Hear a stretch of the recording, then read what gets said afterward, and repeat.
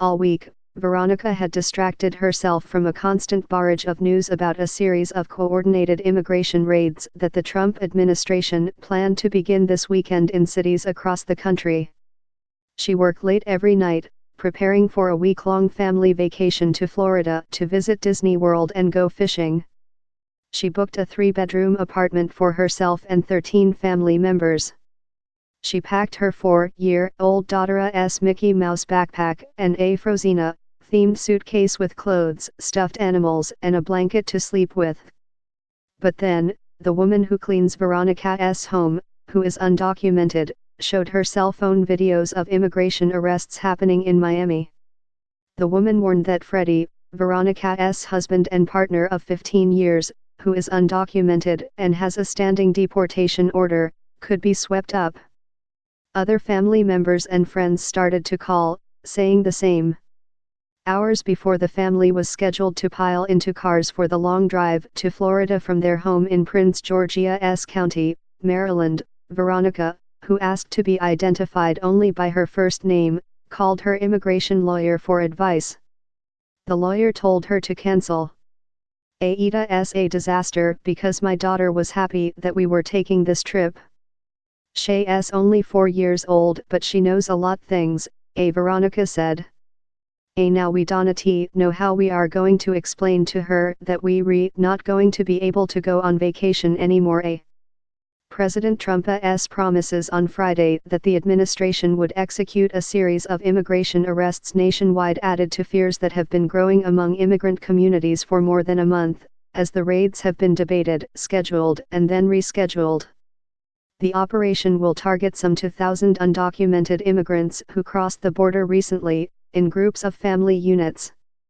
That is a departure from what is typical for immigration and customs enforcement agents, who tend to focus on deporting adults who entered the country alone. But word of the operation seems to have struck fear across undocumented communities, including among people who have been living here for years. Immigration agents were spotted on Friday in Immokalee, Florida, about 40 miles east of Naples, though it was not clear whether their work was connected to the larger operation. Noelia Sanchez, an immigrant family support worker with the Redlands Christian Migrant Association in Immokalee, said locals had called her at 6 a.m., when ICE agents were seen parked outside of a local Hispanic restaurant. Ms. Sanchez said residents had reported seeing the agents knocking door by door. Her organization was still trying to confirm on Saturday reports that a mother had been detained when she had met one of her children at a bus stop. Some parents called the Centera's offices and apologized for not sending their children into summer daycare and education programs. They would not be leaving the house because of ICE's presence, they told Ms. Sanchez and her colleagues. The ones who did, you could actually see mothers with children, holding their hands, holding their cell phones, and they were literally running to the school, Ms. Sanchez said. The Campo Rojo area, where many migrants live, appeared deserted on Friday, Ms. Sanchez said. It was just plain silent. It was completely a ghost town. The raids were planned out of Mr. Trump's frustration over the steady stream of migrant parents and children who began crossing the border in record numbers last October, with numbers increasing almost every month since. Though border crossings dropped slightly in June, the administration says that the situation is still a humanitarian crisis. Caving to pressure from Democratic lawmakers and immigrant advocates who had labeled the raid operation as inhumane and unnecessary, Mr. Trump delayed the raids in June, saying that he would give Democratic lawmakers time to adjust existing immigration laws to tighten up the asylum process. In the absence of legislative change, plans for the raids re-emerged this week, spiking fear once again. Now, a number of undocumented immigrants, particularly those in the dozen or so cities that are rumored to be a focus of the event, are making plans to evade arrest. Some have fled their homes, choosing to get as far as possible from the addresses that the government has on file for them. Others are hunkering down with reserves of food, planning to shut themselves inside until the operation ends. They are helped by the fact that ICE agents cannot forcibly enter the homes of their targets under the law. But if past tactics are any measure, Agents are likely to come to the operation armed with ruses to coax people outside. They will likely have new strategies that might help to counteract the preparations that undocumented immigrants have been making with the help of their lawyers.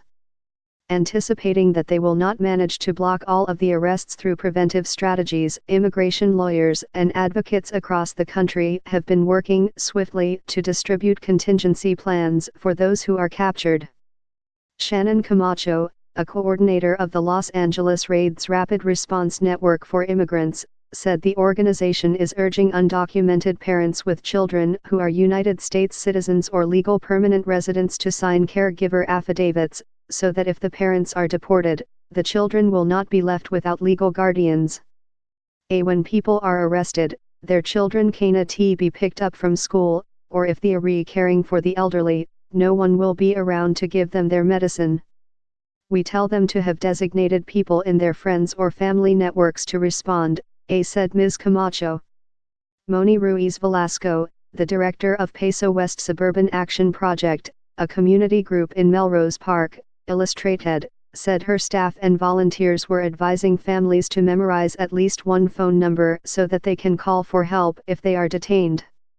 WIN, the largest nonprofit provider of shelters for families with children in New York, notified families with undocumented members to be cautious and to leave over the weekend, if necessary, a person familiar with the instructions confirmed. The nonprofit operates 11 shelters, and houses about 10% of the nearly 12,000 families in the city currently living in shelters. A 17-year-old girl, who lives in one of the shelters and who spoke on the condition of anonymity, said a shelter employee used coded language to warn her family to go into hiding and to return on Monday. They said, your room is going to be very hot this weekend. Come back Monday when things cool off, she said. Meanwhile, immigrants' rights lawyers were preparing to file court motions to reopen the immigration cases of people who are arrested in the operation before they can be deported. Doing so will require that the lawyers get access to the detention centers where the migrants will be held, and it is unclear whether federal officials will make such access available, lawyers said. We have a library at this point of different kinds of motions that we can file, said Judy London, directing attorney of Public Counsel's Immigrants' Rights Project in Los Angeles. She added, the access issue is what we are most concerned about. Ms. London's organization is party to a lawsuit filed this week in New York to prevent the operation. In the lawsuit, the lawyers, represented by the American Civil Liberties Union, claim that many of the migrants who are being targeted failed to appear in immigration court, a common reason for a deportation order, because the Trump administration did not inform them of their court dates. Across the country, news of the operation sparked fear, even among immigrants who were unlikely to be affected, such as those who had never had an encounter with federal authorities, and were therefore unknown to the government, according to lawyers who were making preparations on Friday. That afternoon, Atlanta immigration lawyer Charles Cook took audience questions from inside the Univision 34 studio for a Facebook Live interview.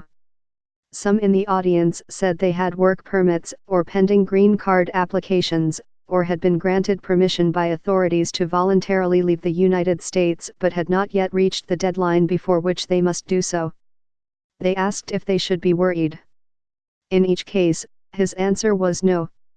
There are people worrying who shouldn't be worrying, Mr. Cook said in a phone interview afterward. After a brief stop at a Chick-fil-A, Mr. Cook planned to meet with more clients, conduct a second Facebook Live interview, and attend a Lights for Liberty rally at Plaza Fiesta, a sprawling strip mall along Buford Highway, a corridor that is home to many Atlanta area immigrants. As he continued to arm immigrants with information about their legal rights, he hoped to tame the panic that had spread throughout the region's Latino communities. ICE is not driving up and down Buford Highway, Mr. Cook said. They are going to do targeted raids. I'd be shocked if Atlanta took more than a couple hundred people.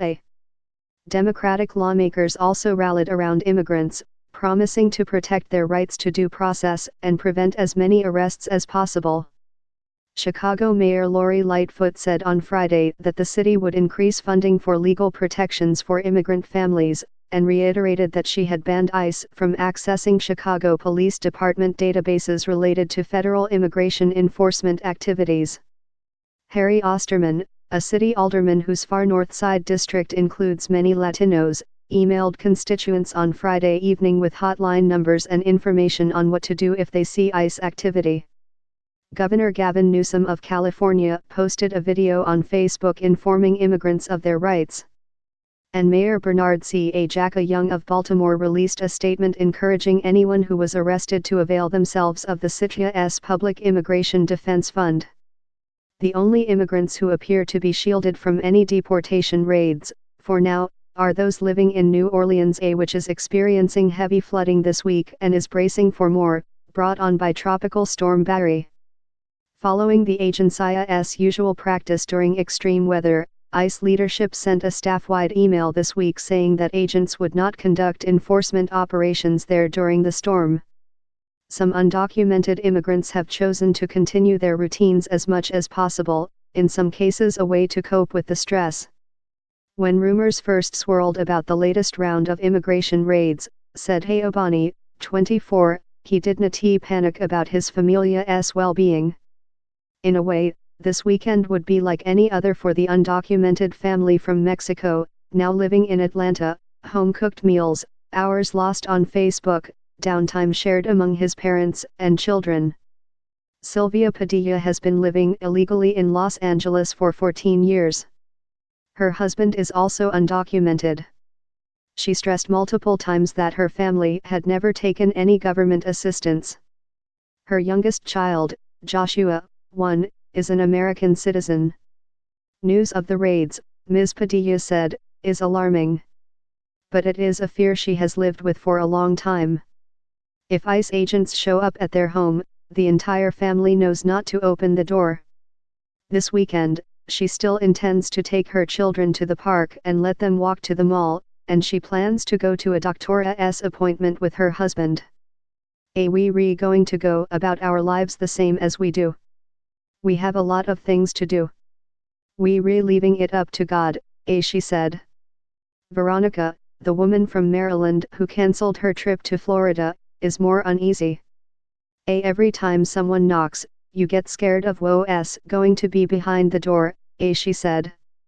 Especially when you're not expecting anyone.